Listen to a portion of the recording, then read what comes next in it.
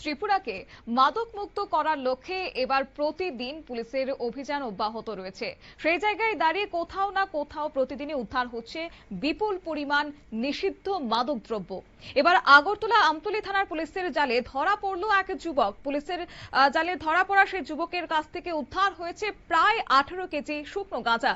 পুলিশের দাবি উদ্ধার হওয়া গাঁজার বাজার মূল্য প্রায় 1 লক্ষ টাকা।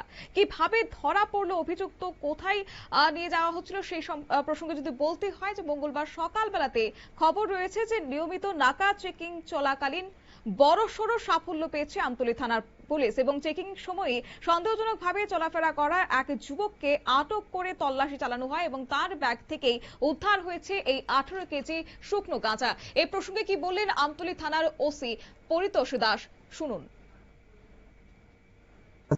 আজকে সকালে এসআই রণব্রত ঘোষ সহ যখন আমার আমতলী থানার স্টাফ বাইপাসে ভেহিকেল চেকিং করছিল, এমন সময় হঠাৎ একটা ছেলেকে দেখতে পাই দুটি ট্রলি ব্যাগ নিয়ে রেল স্টেশনের দিকে যাচ্ছে এবং তাকে দেখে একটা সন্দেহজনক হচ্ছিল। সঙ্গে সঙ্গে তাকে আটক করা হয় এবং আটক করে তার ট্রলি ব্যাগ থেকে মোট 18 কেজি গাঁজা উদ্ধার হয় এবং এগুলো in presence of executive magistrate এবং এফএসএল টিমও ভিজিট করেছিল। তাদের সামনে এগুলি সিজ করা হয়।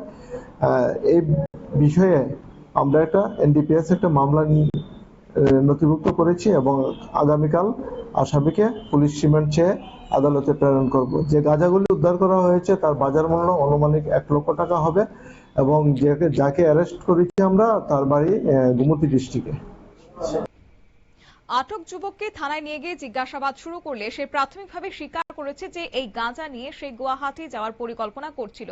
ঘটনার খবর পেয়ে পুলিশ আধিকারিকরা ঘটনাস্থলে পৌঁছে তদন্ত শুরু করেছে কোথা থেকে এই গাঁজা সংগ্রহ করা হয়েছে এবং এর সঙ্গে আর কারা কারা জড়িত রয়েছে তা খতিয়ে দেখছে এখন পুলিশ প্রশাসন।